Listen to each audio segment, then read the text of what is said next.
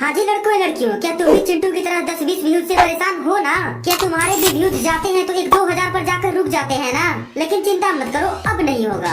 बस मैं जो जो वीडियो में बोलूंगा तुम्हें वो करना है। लेकिन उससे पहले एक कहानी सुनो। और एक कहानी शुरू होती है उस टाइम से जब मैं लॉन्ग वीडियोस बनाता बनाता थक चुका था, लेकिन व्यूज ही नहीं आते थे। फिर मैं आया शॉर्ट पर और मैंने शॉर्ट डालना शुरू किया। लेकिन उस टाइम मुझे शॉर्ट एडिट करना नहीं आता था लेकिन उतना खास नहीं। अब मैं समझ चुका था कि ये मेरी एक कमजोरी है और मुझे इसे छिपाना ही होगा। और उस टाइम मेरे पास इतने पैसे तो थे नहीं कि एडिटर हायर कर लूं। फिर मैंने लगाया दिमाग और अपनी इस कमजोरी को ढकने के लिए मैंने 3 चीजों का यूज किया। सबसे पहला कंसिस्टेंसी। मैंने एक दिन में 3 या मोस्टली 4 वीडियोस तो डाले ही डाले। अब तुम सोच रहे होगे इससे फायदा क्या होगा? वेल, इसको एक एग्जांपल से समझो। मान लो तुमने एक दिन में एक लॉटरी खरीदी, लेकिन लॉटरी 100 में से किसी 5 बॉक्स में ही है, तो तुम्हारे लॉटरी लगने के चांसेस कितने हैं? सिर्फ 5%। लेकिन मान लो तुमने एक दिन में 3 या 4 लॉटरी खरीदी, अब तुम्हारे लॉटरी लगने के चांसेस 30 से 40% बढ़ जाएंगे। सेम इसी तरह से जब तुम अपने चैनल पर ज्यादा और कंसिस्टेंट वीडियो डालते हो तो वायरल होने के चांसेस बहुत ज्यादा बढ़ जाते हैं। Point number 2, scripting. अब मैंने अपनी कमजोरी को तो एक चीजों से ढक दिया, लेकिन इतना सफिशिएंट नहीं था,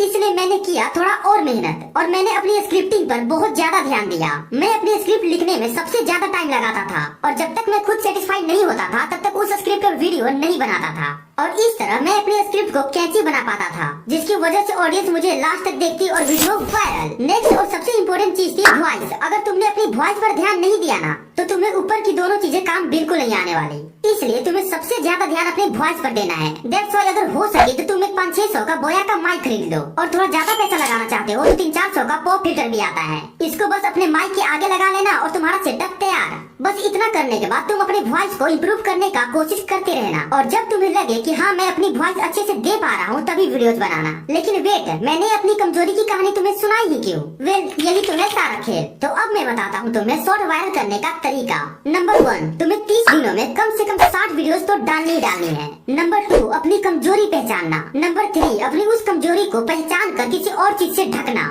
बस अगर तुम ये चीज 1 महीने भी कर लेते हो ना तो लिख कर ले लो, तुम्हारी वीडियोस वायरल होनी ही है। बाकी हैशटैग और टैग शॉर्ट वायरल करने में उतना ही इम्पोर्टेंट है जितना एक सरकार के लिए भ्रष्टाचार, यानी बिल्कुल नहीं। तो इस वीडियो से तुमने क्या सीखा? सबसे पहले तुम्हें रेगुलर वीडियोज अपलोड करनी है और उन वीडियोज में से अपनी कमजोरी ढूंढनी है। अगर कमजोरी ठीक हो तो ठीक है, नहीं तो उसे किसी और चीज से इम्प्रूव करके छिपा दो। और कंसिस्टेंट तो तुम्हें रहना ही रहना है। चलो मिलते हैं अगले वीडियो में किसी नए टॉपिक